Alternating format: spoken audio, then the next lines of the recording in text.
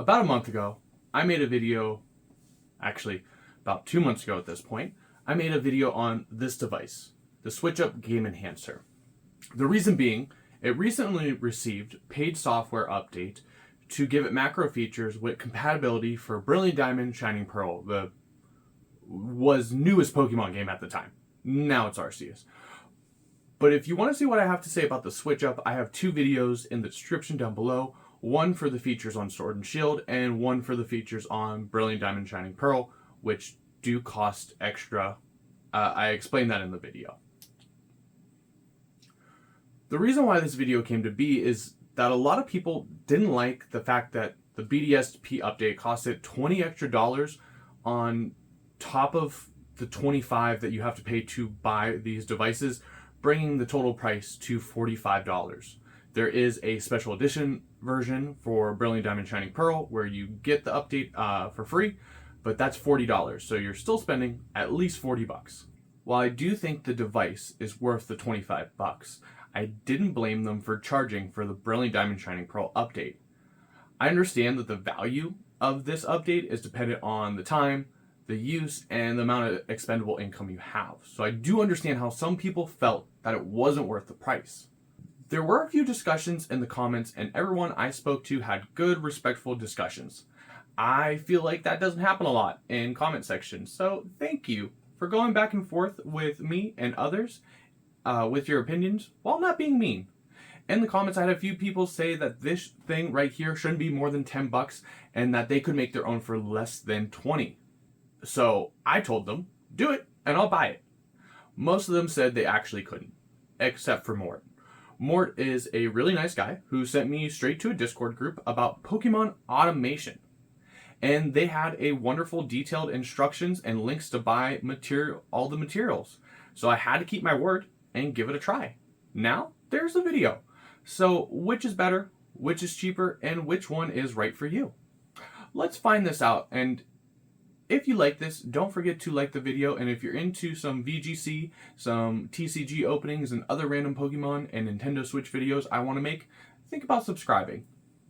So in the Discord group, there's a room called Adreno Getting Started, which takes you to the links and instructions in the GitHub page that explains everything.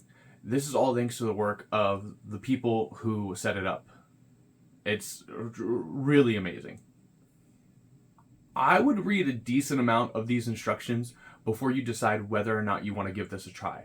For this video, I will be speaking mainly on the computer-controlled automation side of it because most of the stuff can be done with or without a capture card.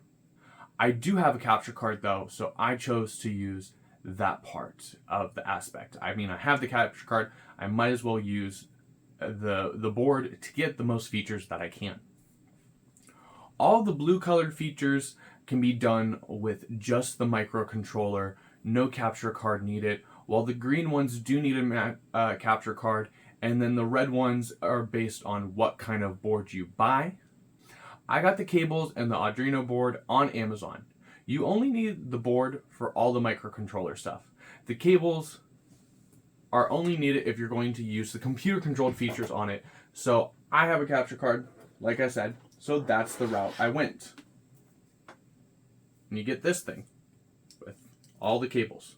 You also need a Adafruit UART for the computer control. This is what plugs the board into your computer and your Switch at the same time. They have all these links for all the products on the GitHub page, so they're pretty easy finding. The only one that I had to search for was these male-to-male cables, which is a simple search on Amazon because the link they had was a dead link. If you're using a Switch Lite, and you'll need some form of hub. Most USB-C hubs will work, but I do recommend the Hori Playstand because it's a Nintendo licensed product with a place to plug in your charger so you can run this microcontroller all day long. It's what I use when I use the Switch-Up, and it's just a great travel stand to have, especially if you are using a Switch Lite. Overall, the materials costed me about $40. But just a little over 16 will get you into the game with the board and the microcontroller stuff. So in comparison, that's about $5 less than the Switch-Up Advance with the Brilliant Diamond Shining Pearl update, or the Brilliant Diamond Shining Pearl Edition. It's about $5 less, and it's about 5 to 10 less than what you paid for the Switch-Up and the update. So if you're just in the business of the microcontroller, this is all you need, and you're going to save a decent amount of money. Now, when it comes to the setup, I did have some hiccups. For some reason, the first few times I tried, the board wouldn't load the hex file, the software, that I needed to run the mod. All right, so we are on the test feature. Let me bring it back up. So what this is saying is, for the test, we should just plug it into the dock. This cable's plugged into the dock. So if we plug it into the board, it should just kind of take over and start mashing A. So let's find out. Moment of truth. Is Zach tech savvy enough to pull this off? All right, so it should have taken over by now. All right, so let's go back and restart. But after that, it worked. I could get the microcontroller to mash the A button, which is the test mode that they have you do for the microcontroller. All right, 5th time's a charm. It actually flashed the software that the instructions said. So if I plug this in,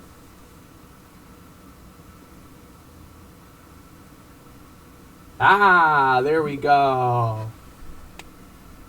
I messaged Mort on Discord, and he was just about to help me, and it worked as soon as I messaged him. And of course, like, as soon as I message him, it works. Okay, we got some treasure.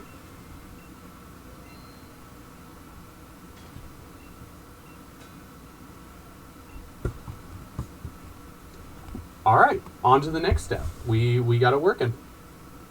After that, I had to set up the UART, so I had to get the extra USB connector and the male-to-male cables.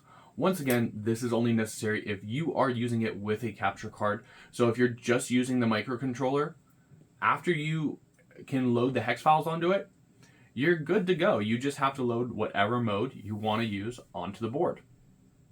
Okay, so now that we got Turbo A to work and we have it set up, the next thing I need to do is to take this cable right here and set it up for computer automation. So this is where it gets really not tricky, because I'm just going to follow the instructions, but this is where you see the advantages of the switch up. I don't have to worry about them hatching too many eggs, because this program will read and stop, I think, once you have a shiny. Okay, so I need a green and a white. So the white goes TX.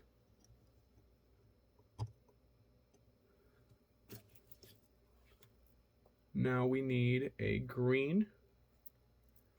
So green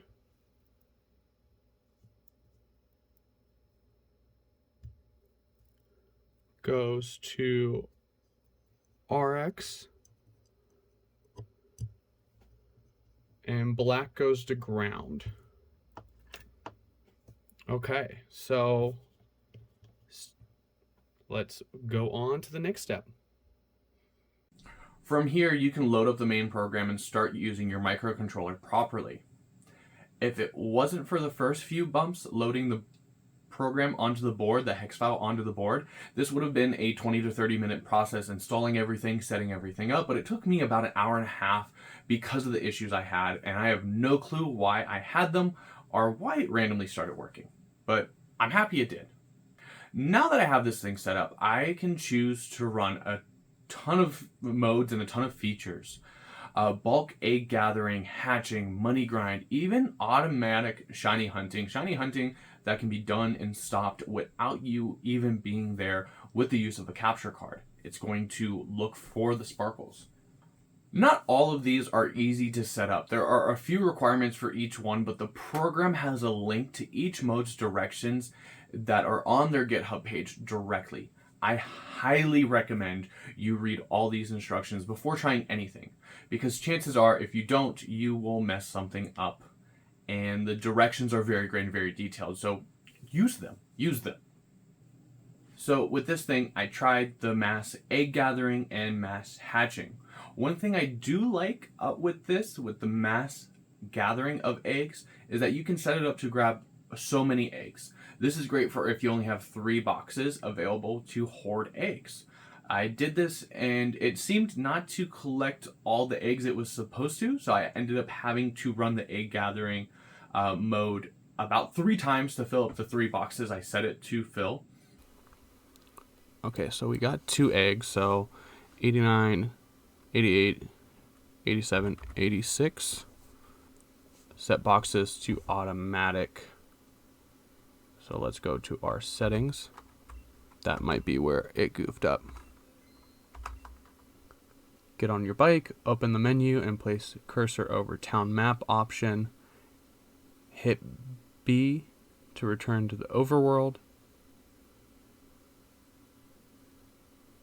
Check there's nothing in front of you to interact with. Okay.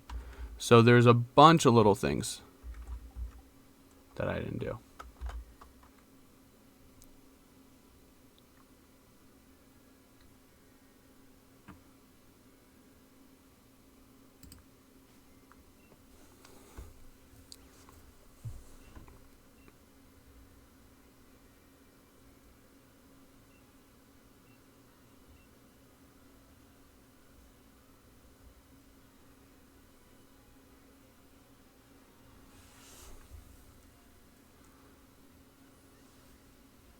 Okay. So it does the first one.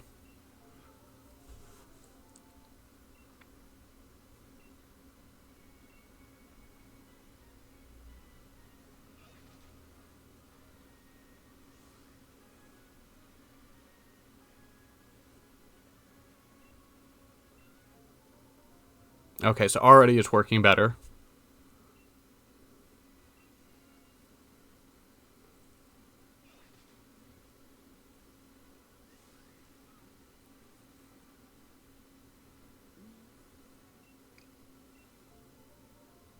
Once again, I don't know what caused this or why it happened, but it was a pain in the butt and kind of defeats the purpose of it being automated. But honestly, it's probably my fault.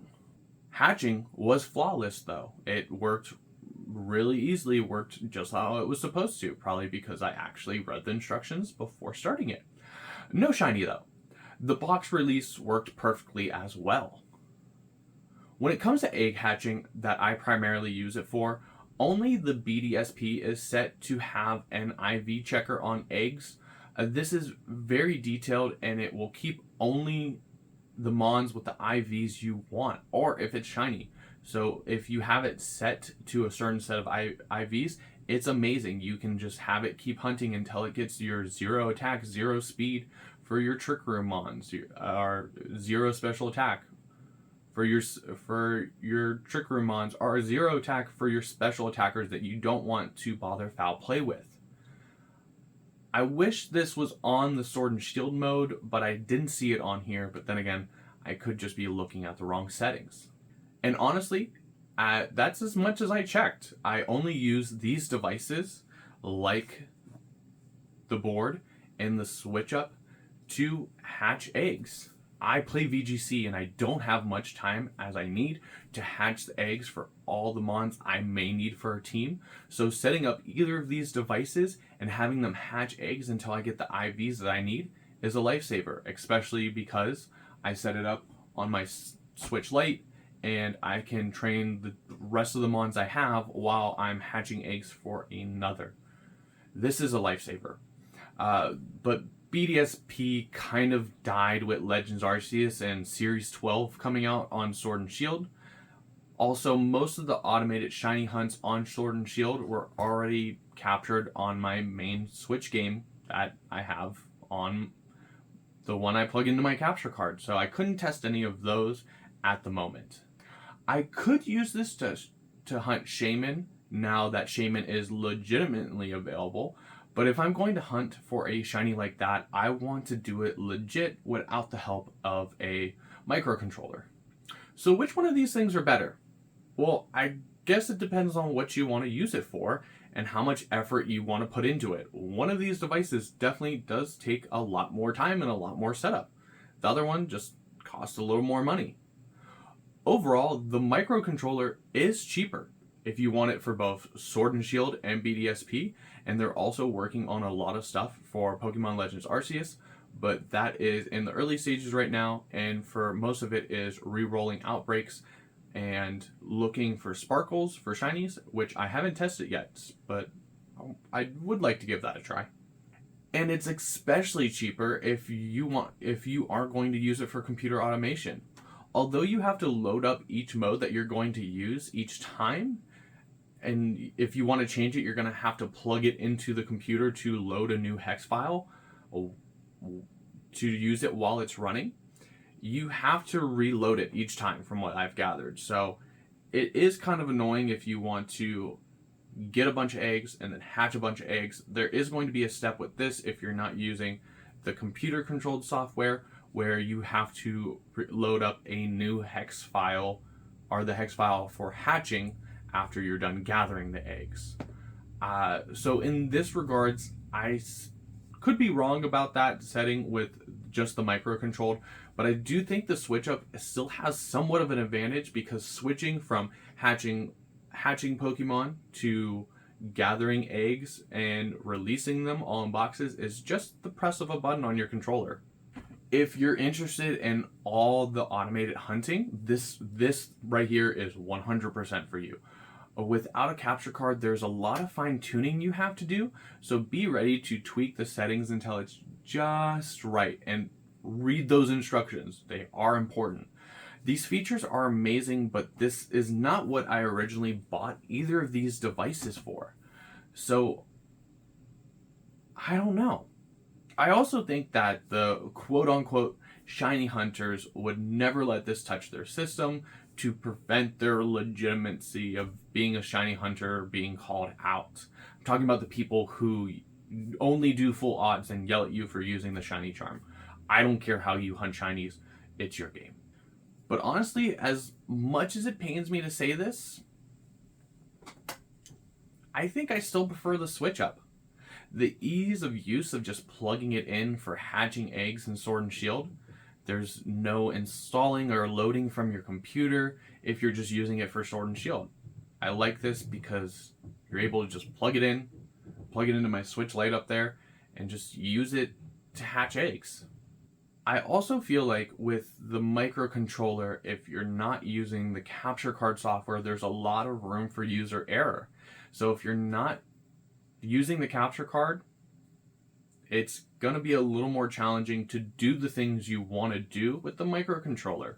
I don't want my capture card to be taken up by this. That would prevent me from recording VGC content because I'm hatching eggs and don't want to interrupt the program. So for what I need, the Switch-Up is just a simplified version of what I needed to do, and it does that. Don't get me wrong here. This microcontroller is 100% a better overall option if you're willing to take the time to figure it out and set it up as recommended, or if you have a capture card. But right now, there's just too much on here that I don't use. Me using this microcontroller is like your parents buying a really powerful computer or one of those one of the most expensive MacBooks or MacBook Airs just to scroll on Facebook and write emails. I'm not going to use everything that this thing has to offer, and then the Switch-Up is just easier for what I need. I will say that the microcontroller will continue to be supported and updated for free. So with the upcoming Pokemon Scarlet and Violet, this will definitely be better. And I will definitely revisit this device again when features for those games get added and those games come out, of course. I probably will not be paying for the next update for the Switch-Up as long as the Adreno board still works. But for now, the plug and go nature of the switch up is just better for me. But anyways, what do you think? Which one is better for you? Are you interested in something like this? How wrong do you think I am? Let me know all these things in the comments down below. That's going to be it for me and both these devices when it comes in terms of videos until the new Pokemon games come out. If you want to see that when it happens, or if you're interested in my VGC content, I would love if you subscribed. I hope Mort doesn't hate me for this. I did give it a try. It's just, right now, I prefer the easier way of setup for hatching eggs for competitive mons, even if it's going to cost me a little bit more money. And I don't want to discount this thing, because this is the tail end of the video, but this thing has so many features. Like, just look through the GitHub and see what all you can get with this. If you have the time to set it up, or if you have the capture card, I would go with this 100% of the time. And this might be something that I might start running for different things while I'm not home. And I can trust this one a little bit more because it has the capture card stuff to read the software. It's pretty awesome. I can't understate that. It's more than what I need right now, so it's just easier to use to go from point A to point B, where I don't need all these bells and whistles right now. But this is definitely something I'm interested in revisiting over and over again. It's not going to be something I'm going to get rid of anytime soon, and it is going to be something I'm going to keep an eye on the setup and the features. But yeah, that's it. What do you think? Let me know in the comments down below. Till next time, I'm Zach, and we'll see everyone later. I can finally get this stinking box out of my room that I've just been keeping so I could prop all this stuff in my camera while I film this part of the video. I hope everyone enjoyed, and I hope the automation community doesn't hate me. I'm a simpleton. I'm sorry.